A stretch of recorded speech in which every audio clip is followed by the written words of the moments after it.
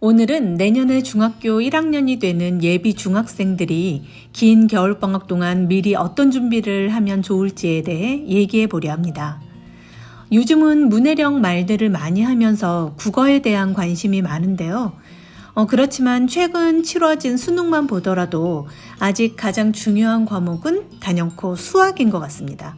그래서 수학, 국어, 영어 순으로 말씀드릴까 합니다. 미리 말씀드릴 건 아이들마다 준비된 상황이 모두 다를 테고 공부의 방법이나 정도라는 것이 정답이 있는 것이 아니잖아요.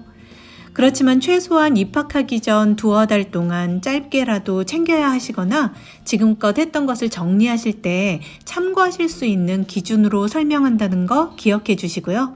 그럼 시작하겠습니다.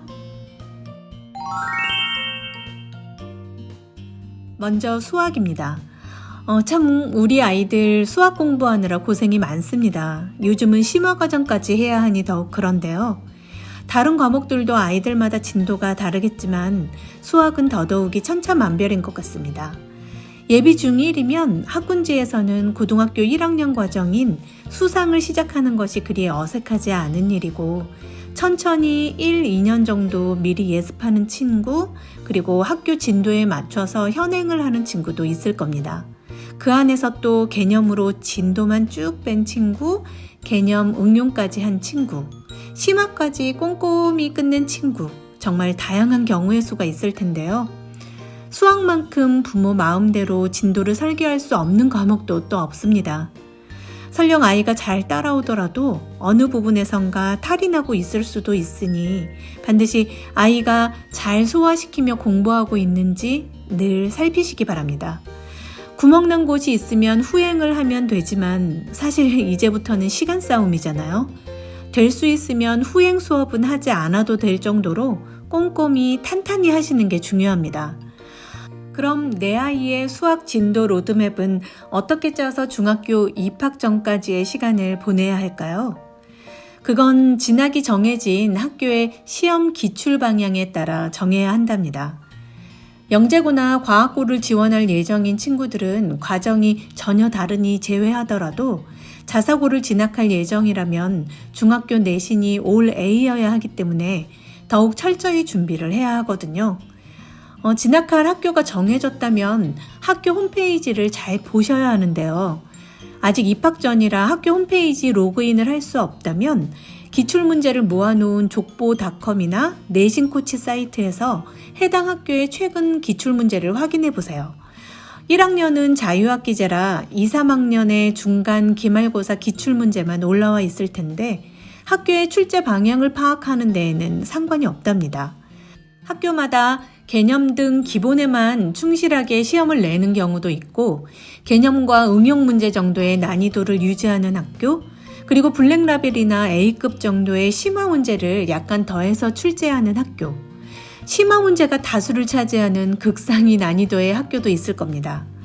그렇게 학교 기출 문제로 진학할 학교의 수학 시험 난이도가 결정되었다면 그에 맞춰서 중학교 공부의 방향을 잡을 수 있습니다. 개념서만 꼼꼼히 오답까지 해결하며 진도를 나갈 것인지, 개념서와 응용서까지를 완벽히 할 것인지, 그리고 개념서와 응용서뿐 아니라 심화서까지 마스터할 것인지 계획을 잡을 수 있는 거죠. 물론 고등학교 수학을 하기 위해서 중학교 수학을 모두 심화까지 해놓으면 더할 나위 없겠지만 시간이 충분치 않거나 심화 부분까지는 학교 시험에 출제되지 않는데 아이에게 과도한 스트레스를 줄 필요는 없다고 생각합니다. 그렇게 루즈하게라도 중학교 3년에 계획을 잡고 시작하시길 권해봅니다. 그리고 간혹 학원에서는 주변 학교에서 출제되지도 않는 심화 문제집을 다루면서 반을 더 개설하는 경우도 있거든요. 학교 시험과 상관없이 더 심화 공부를 해야겠다 해서 수업을 듣는 것과 모르고 학원 설명에 따라 움직이는 건 전혀 다른 거잖아요. 늘 주체적으로 학원을 선정하고 진도를 계획하셨으면 좋겠습니다. 우리 아이의 효율적인 공부와 시간 낭비를 하지 않기 위해서 말이죠. 다음은 국어인데요. 사실 국어는 하루아침에 실력을 올리기 쉽지 않은 과목이잖아요. 그래서 중고등학교 때 아무리 바쁘더라도 독서를 꾸준히 이어가야 합니다.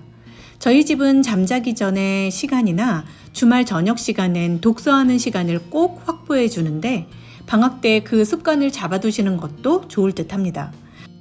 물론 독서는 많이 하면 할수록 국어뿐 아니라 다른 모든 과목에 유리하지만 학교 수업과 시험만으로 한정해서 보자면 반드시 많은 독서량을 요구하지는 않는 것 같습니다.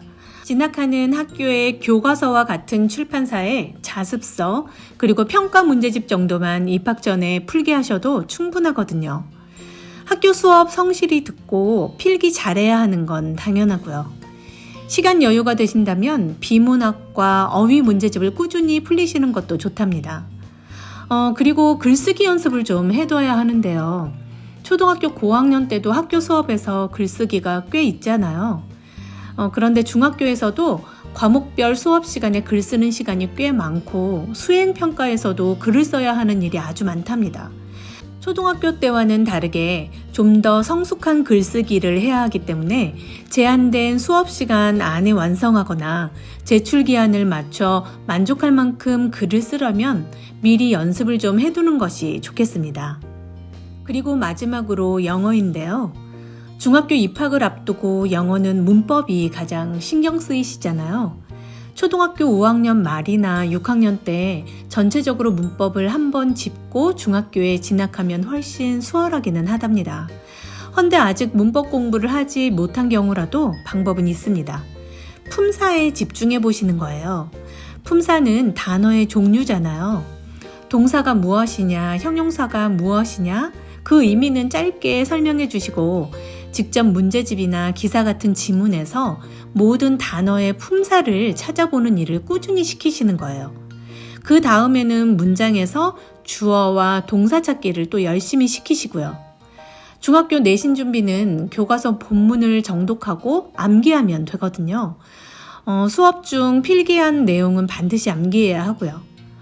헌데 문법 중 가장 기본이 되는 품사 그리고 주어와 동사를 문장 속에서 찾지 못하고 문장 구조를 모른다면 중학교는 물론 고등학교 내신에도 문제가 생긴답니다. 일례로 저희 첫째와 같은 반 친구는 어릴 때 어학연수도 다녀와서 영어학원에서는 상위 레벨에 다니고 있었고 리딩 레벨도 높은 친구인데 학교 수업 시간에는 품사를 제대로 못 찾고 3인칭이 뭔지 모른다고 했답니다. 보통 문법을 몇 번 돌렸네 라는 말들을 많이 하잖아요. 물론 시간을 여유롭게 잡고 꼼꼼히 여러 번 공부한 경우라면 좋겠지만 수박 겉핥기식으로 여러 번 흘려듣기만 하는 건 남는 것이 없다고 생각합니다. 그러니 아직 문법 준비가 되어 있지 않으시다면 남은 시간 동안 품사와 주어, 동사 찾기만이라도 확실히 해두시는 것으로도 영어에 자신감이 생길 겁니다. 이렇게 수학, 국어, 영어 세 과목만이라도 방향성을 잡고 입학을 하게 되면 아이도 부모님도 당황스러운 일은 없으실 거예요. 오늘 이야기는 여기까지고 다음은 과목 공부 이외에 예비 중학생이 챙겨야 할 부분에 대해 몇 가지 정리해서 말씀드릴까 합니다. 그럼 오늘도 행복한 하루 보내세요. 들어주셔서 감사합니다.